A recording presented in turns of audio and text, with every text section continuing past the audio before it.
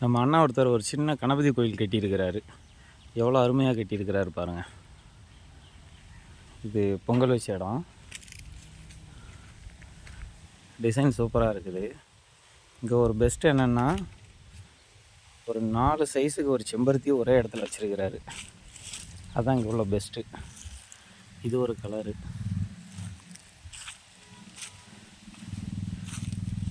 இது இன்னும் பூ பெருசாகலை.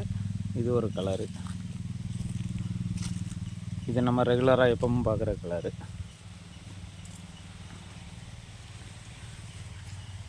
இது ஒரு ஒயிட் செம்பருத்தி. இதுவும் அதே கலரில் உள்ளது. இது இன்னும் பூ கொஞ்சம் வாடி போச்சு. 2 பக்கமும் அப்படியே மருதாணி. எவ்வளோ அழகாக இருக்குது பாருங்க. இந்த பக்கம் ஒரு மருதாணி, இந்த பக்கமும் அதே மாதிரி ஒரு மருதாணி செடி. சுற்றிலும் அப்படியே நல்லா கார்டன் மாதிரி பூ வச்சு செம சூப்பராக பண்ணியிருக்காரு.